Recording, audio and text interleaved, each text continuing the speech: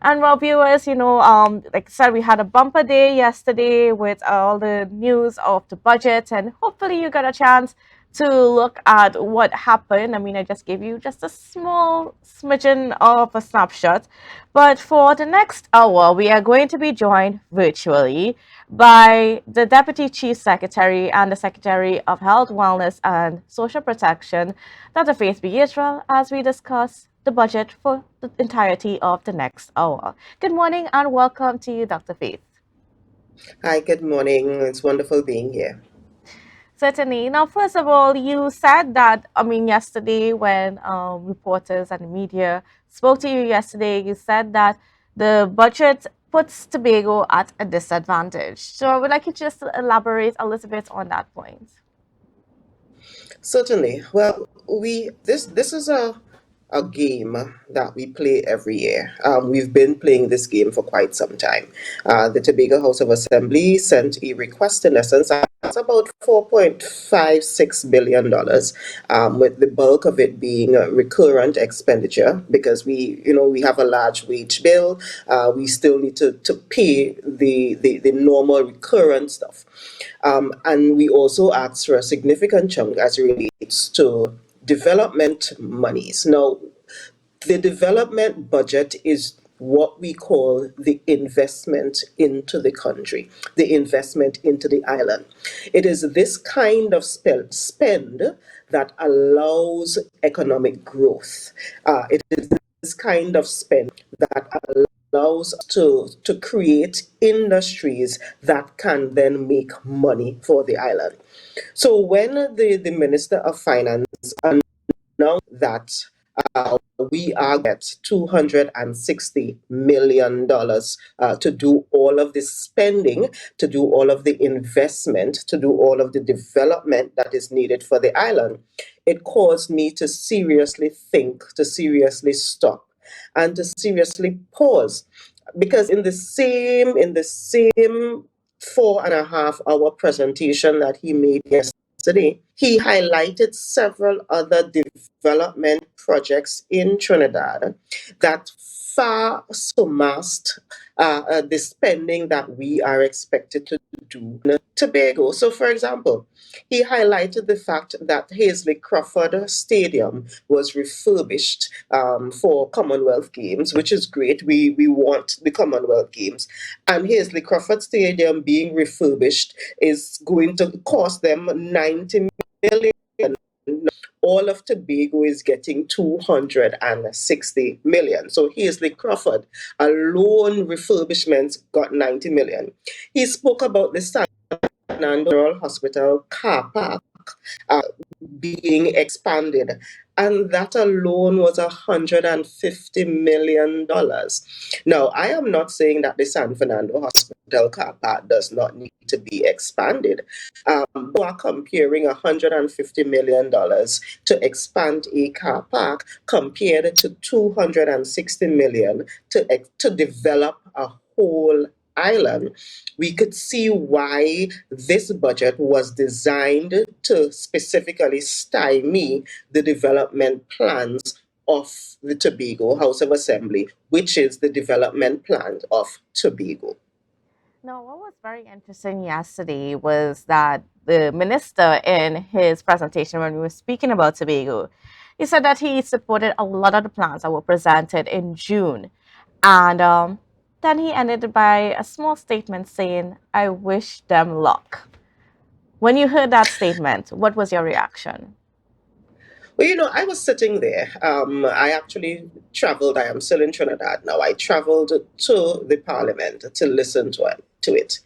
And when I heard him indicate that, yes, the foundation of the Tobago House of Assembly budget request was sound. The policies that we used to create this budget were sound. They are based in science. They are based in us collecting data. They are based on us having this vision of creating a Tobago that is the greatest little island on the planet. When he said that, I thought, wow, now I am glad that he actually recognizes that we did not just pull these numbers out of our heads, that we actually have sat down at the Tobago House of Assembly and we have actively decided that these are the areas of priority for us. These are the areas that will cause to actually develop in a way that makes sense. Now, after going through all of that, he then, in a very snide, calm, imbue way, he wishes them luck. Basically said to me, we understand where you are going, we understand what you are trying to do, but we do not care. Not only do we not care, we are, or we seem to be actively trying to do everything to ensure that you do not get to your end goal. And that to me was probably the most disheartening part of the budget yesterday, because he could have at least pretended to care. Those in the past at least pretended to care. But he does not even hold that kind of ethics or regard for the people of Tobago to even pretend to care. And that to me says a whole lot. And I hope that Tobagonians paid keen attention to that. Hmm. And after he said that, what was also interesting is that, the government is going to push ahead with their drive and what their idea of development is for Tobago. And then he mentioned several projects. What was your reaction also to that part of it in terms of, what, you all have a good plan? If you all could accomplish it, great, but they're pushing ahead with what they believe that is best for Tobago.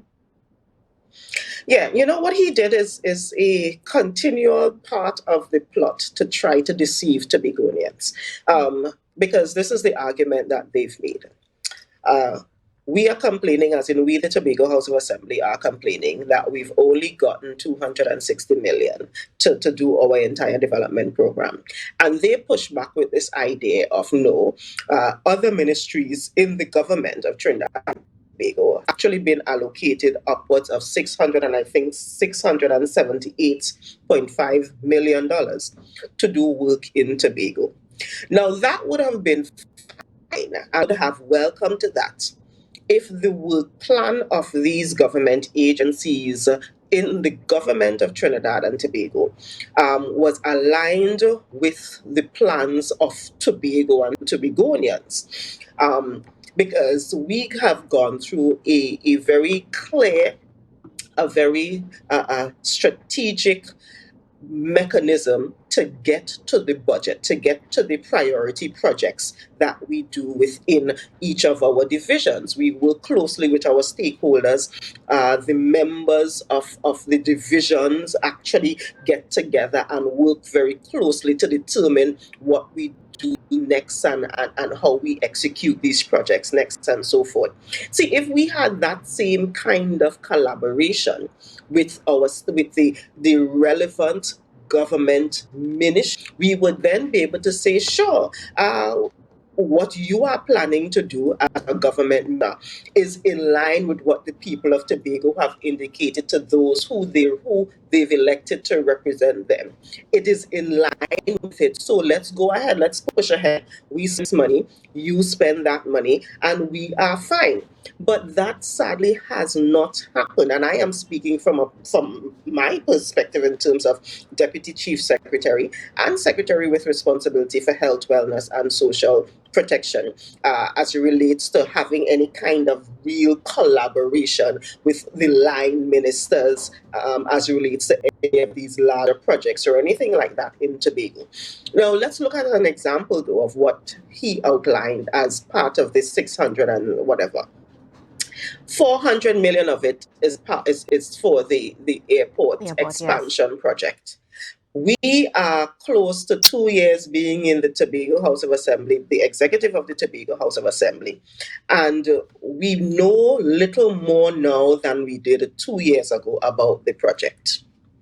So we are still nowhere close to having a greater understanding of what this project means. All we've done in the background is tried to assist those residents who've been displaced and to try to make their lives a little easier. But into actual airport projects, we do not have the kind of information that we should have had.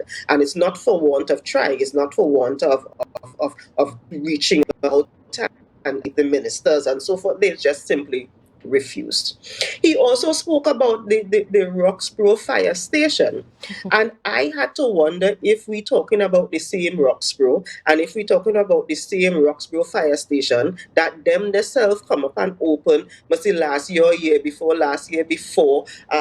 Elections. Because that Roxborough fire station has been open and has been in use for several years at this point.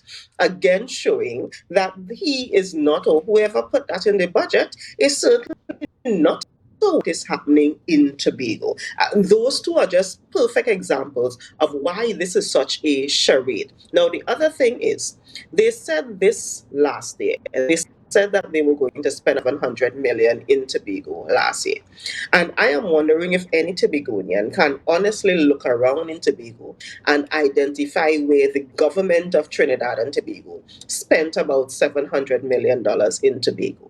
Because they just say this in the budget, and there is no real mechanism for them to account for those monies that they claim to want to spend.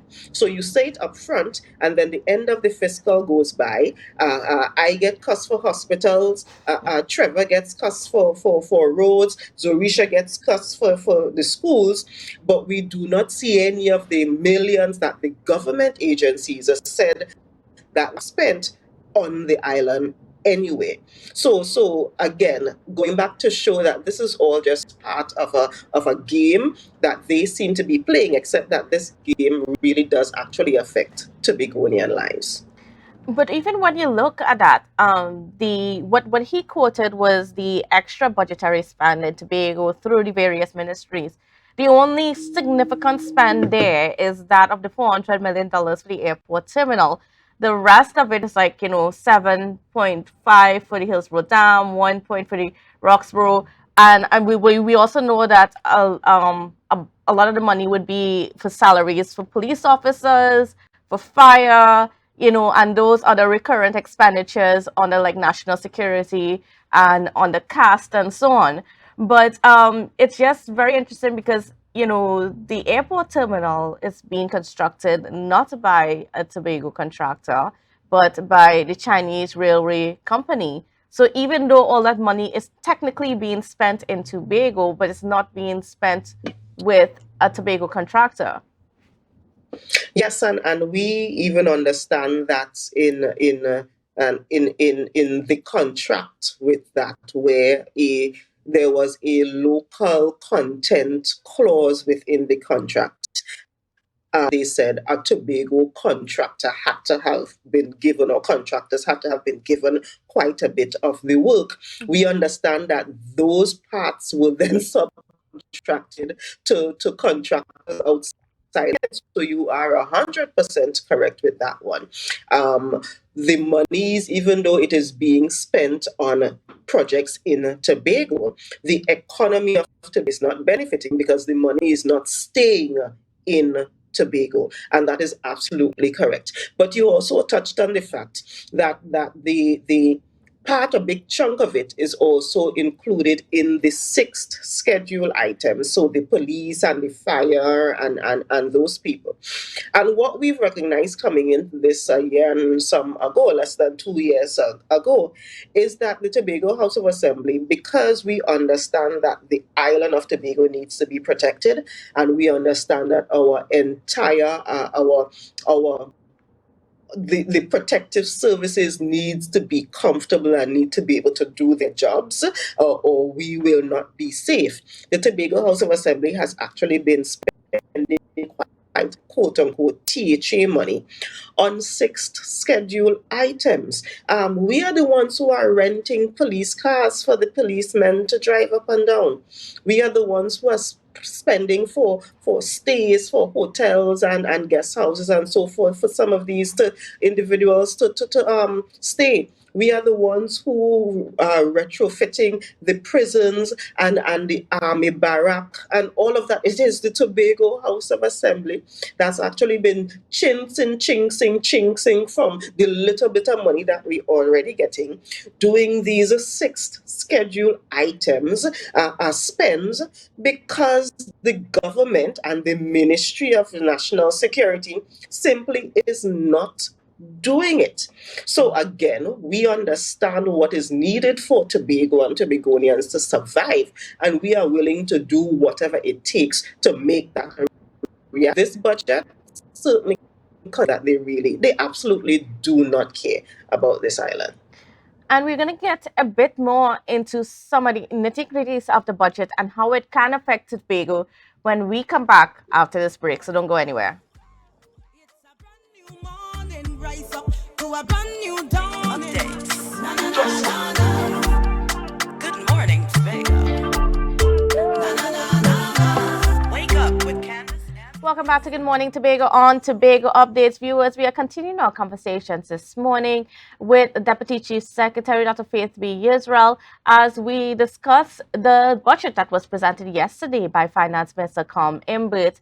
And we are continuing along. And before we went to the break, we were talking a little bit about some of the resources of the THA that had to be used on items under the sixth schedule, such as the police and so on. And the minister did touch on Coast Guard services and, getting some more vessels for Trinidad and so on. But we didn't hear any information on specifically repairing the vessels, like the Interceptor that's been down for what, I don't know, 2-3 years. It's been down for a few years. Tobago does not have a Coast Guard vessel ready at its service. It has to wait until a vessel comes from Trinidad, and that only depends on the circumstance that the vessel is needed for. And even recently, we had the situations where we had the drownings and so on, where they had to use the vessel of one of our divers to go and rescue or to recover the body and so on. So, I mean, it's just an interesting point where we're at right now, where we're not seeing that input from central government to fix some of these things. It is sad. One of it, we've recognized that even though national security is a sixth schedule item and is not under the responsibility of the Tobago House of Assembly, we've been looking critically at what has been happening. We've kind of made a decision in the House of Assembly to figure out how to treat with our own island security. I can say that we've actually been working out a pretty detailed proposal to create an island security mechanism that will take into account what we need for the police, what we need in the sea, what we land, and that kind of thing, and figure out how we could do it ourselves, because we've recognized that what has been happening or what is in place is woefully deficient, and we know that we are the ones who are held responsible when anything does. So we are ensuring that we take up the responsibility as the Tobago House of Assembly to secure the people who are on the island. Chief Secretary will be speaking more about that in the near future, but that is actually something that we have been looking at critically, because what is going on now simply is not working, and we just can't continue doing what is not working. I am hoping, though, that even though the Minister for Finance did not specifically speak about what they plan to do to improve national security in Tobago in the budget presentation, that the Minister for National Security would probably speak to that to some degree when he does his presentation later this week or next week, when they continue with the budget debates. So, we've decided that this is a responsibility that we need to take up, and we will figure out how to do it. We will figure out, as we've been figuring out how to do everything else that we've done thus far. Certainly. Well, another thing that was spoken about quite a bit in the budget is that of property tax. And the minister gave the indication, he presented, what it would cost for residents and so on. And, sort of put the nation on notice that um, based on the judgments, based on the expectation of a favorable judgment by the end of the year, we would have the institution of property tax. But I noticed something interesting. Because when he spoke about it, he spoke about it in the context of what is collected in property tax would be given to the 14 municipalities, and that's how they would get their funding to do what they need to do in their communities. But he didn't mention the THA. And I was wondering, has there been any conversation between the minister and the THA in regards to how the property tax will be rolled out in Tobago? Certainly. So when he said that, coincidentally, I was sitting next to Mr. Anselm Richards, who is one of our advisors as it relates to finance, and he indicated that that was a question this actually asked because a contingent from the finance division met with the minister some time ago, and that was one of the questions they asked specifically.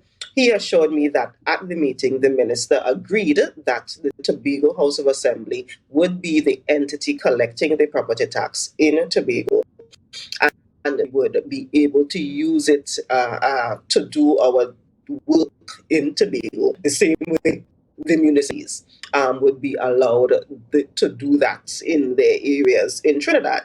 So the fact that he stated specifically, I'm not sure why he didn't state it specifically. I don't know where else there would be an opportunity to speak to that, but that was part of a previous conversation. Did get commitment that that is how it is going to be. Now, it's important to note that the current Tobago House of Assembly Act does the Tobago House of Assembly the authority to collect all taxes that relate to Tobago. Now, granted, we have not done a great job at that because we have not ensured that all of the multinational entities do actually present their taxes for the part of their economic activity that happens in Tobago. And what are we talking about?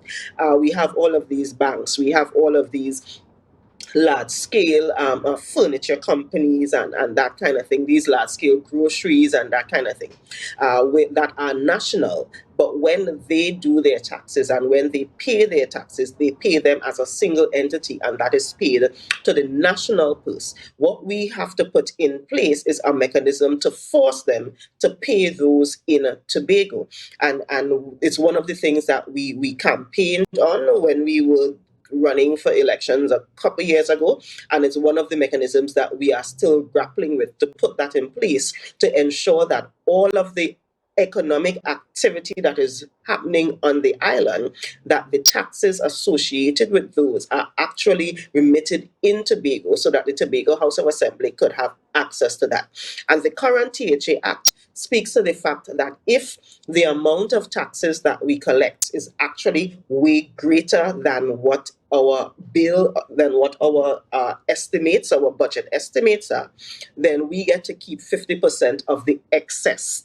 So it really is an incentive for us to put the mechanisms in place to collect all of the taxes that relate to Tobago in Tobago, so that we can use those monies as our revenue for the island. And where are we in getting to that point? So we've so many areas that needed what do you call fires out that honestly that has not necessarily been at the top of our list of things, but it is something that the technicians are actually working on, and when we are ready to roll it out fully, that announcement will be made. That announcement will certainly be made to the public. Now, what is also interesting in the conversation yesterday, or from the announcements that was made by the minister yesterday, was the mass expansion of Caribbean Airlines. Four new ATRs, three other like several other airplanes are going to be acquired for the route, and also there is this mandate for Caribbean Airlines to sort of fill in the gap where Liat left off and so on. And they're also pursuing cargo operations within the region. But there was nothing mentioned on increasing the flights for Tobago and getting us back to the pre COVID schedule. Um, you know, sat in the parliament yesterday, and I actually said it to one of my colleagues. I said, I kind of feel sitting here, and this is me being punished for something that I've done wrong. Because you have to sit here and you have to listen to all of these insults. You have to get on your face and you have to be diplomatic and you have to continue having these cordial relationships, and you have members of the public then telling us that we need to not be so adversarial, and telling Farley that he needs to temper his words, and all of these things, when this is the reality of what we are facing. It's one of the reasons why this week, oh no, it was last week, in the Tobago House of Assembly legislature, that we raised a motion to create in Tobago a Tobago transportation company. And that will be a special purpose company of the Tobago House of Assembly, whose task is it to ensure that all of the transportation issues that we currently face on the island is treated with. And that would mean possibly looking for other suppliers of transportation, encouraging private entities to come in and provide inter-island. And when we say inter-island, we don't necessarily just mean between Trinidad and Tobago, but between Tobago and Grenada and some of the other islands that are right there, or having airlines come in outside of Caribbean Airlines to possibly help us with the routes between Trinidad and Tobago and the routes between Tobago and the rest of the world, and ensuring that even on the ground we have a mechanism that works way better than what PTSC is doing. Now PTSC runs a pretty decent ship in Tobago, but it needs to be more frequent, to be more detailed. The networks need to be better designed and that kind of thing. So, for example, we could have like a hub in Roxborough that then allows a smaller vehicles to go to Charlottesville and Palace Fair and that kind of thing. So that is why we went to the House last week to debate having that Tobago transportation company. And that would then help us treat with some of these issues, because again, we continue to see that the government of Trinidad and Tobago does not really see us as side by side, does not really see us as an integral part of this nation state, does not see us as half of them, and everything in their power to ensure that we do not get to be side by side. But the reason why, I personally believe that the reason why Tobago voted so overwhelmingly for us in December 2021 was because they recognized that they needed individuals in Tobago who were willing to take up the mantle to make some of these very difficult decisions and to execute them. And that is what we have been doing thus far. All right. And then, as you mentioned, PTSD, actually, I mean, we didn't really hear too much about PTSD from the minister. I mean, of course, maybe when the Minister of Works and Transport gives his presentation in the budget debate in the next coming weeks, or days, I should say, we might be able to hear a bit more from him. But there was no mention of a new bus terminal for Tobago that's been a sore point on the island for such a long time, what, 20 years or more? Yeah, I think they've really just decided that they're not going to remind the Tobagonians that this is something they've promised all of these years. And hopefully hoping that we would all forget that this is something that they had promised. But again, this is why we went ahead with the Tobago, the transportation company debate, and we were able to pass. So we now have a legal authority for the Tobago, for the Executive Council to then create this special purpose company to treat with these transportation issues. And this we will do. One of the things I need to state is that when we've come in and we've recognized that there are many things that are not working the way they should. And what we are doing really is asking Tobagonians for the time to do what you have elected us to do. It's been less than 2 years. I would have loved for us to have been way further along in some of these quote unquote mandate promises that we've had.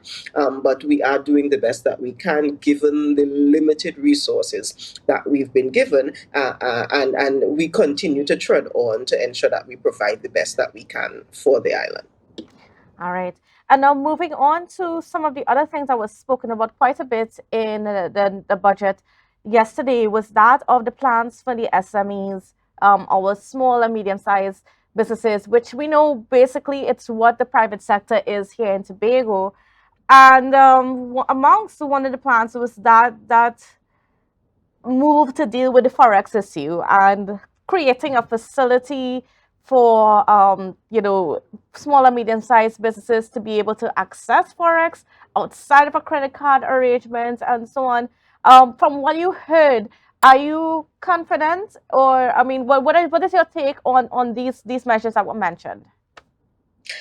We know how difficult it is to get foreign exchange. Even as a government official, I need to travel out of Trinidad and Tobago. I have to go with a letter to the bank stating that Dr. Faith should get $500 US, which is absolutely ridiculous. In that this is where we are at. So I welcome any opportunity for us to do better at those things. Let me highlight something that I heard yesterday, that we need to be very conscious of. While speaking about the digital age and ensuring that our small and medium businesses are in a place to benefit from, using it and that kind of thing.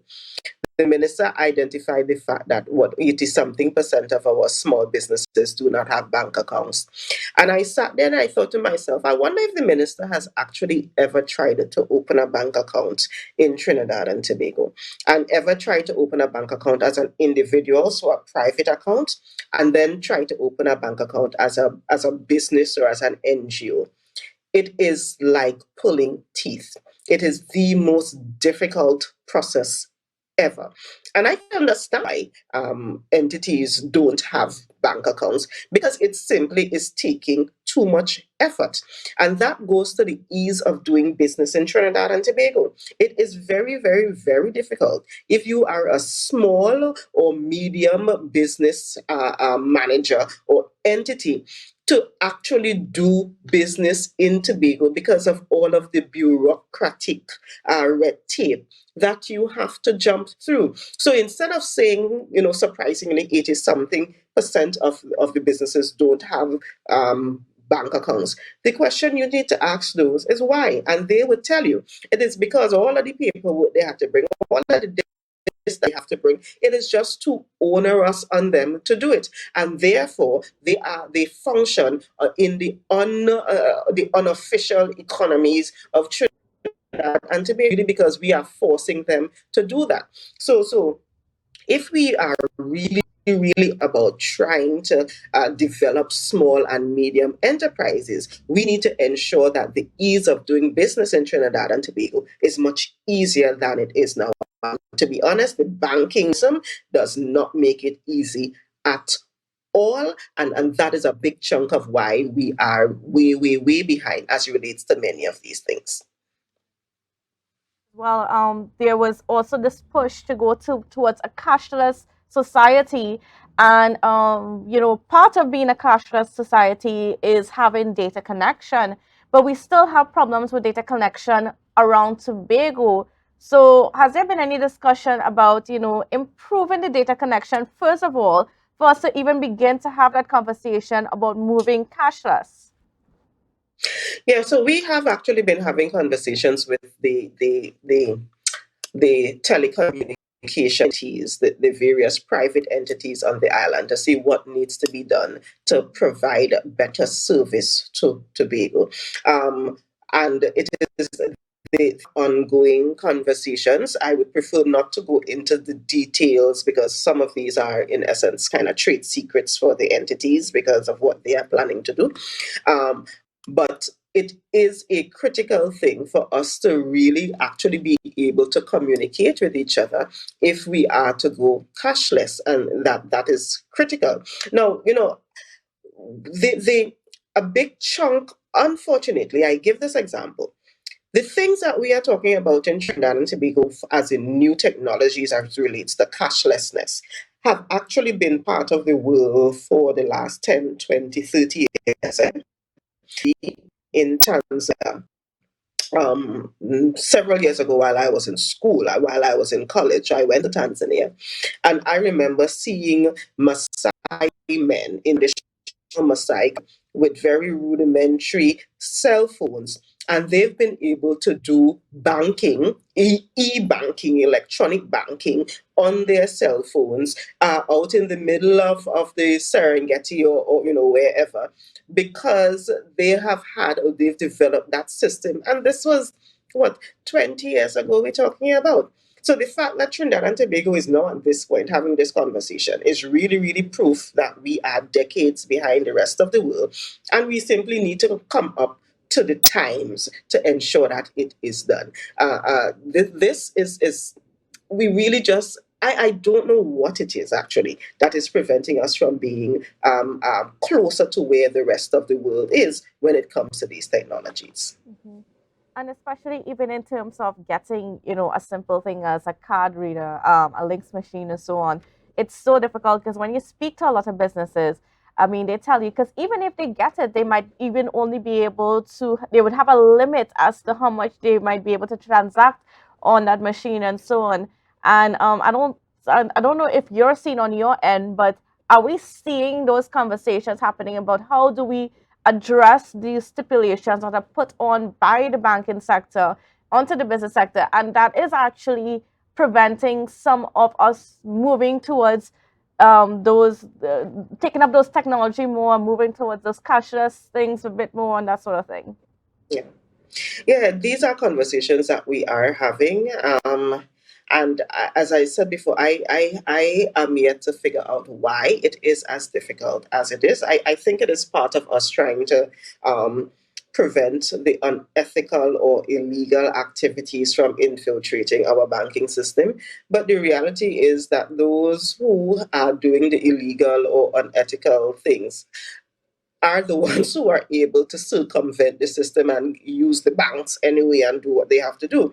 So all of these roadblocks are simply preventing the small man, the small woman, from getting into the formal financial systems.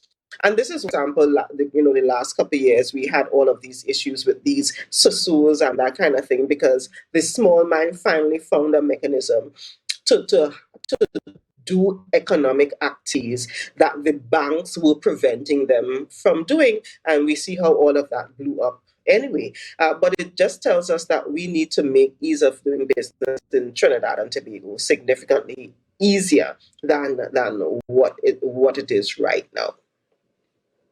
B.Yisrael, I want to thank you so much for being on with us. It was certainly a pleasure speaking with you this morning. I know this is a discussion that is not yet over yet. We have a lot more to unpack on the national budget, but we're certainly looking forward to, just the future.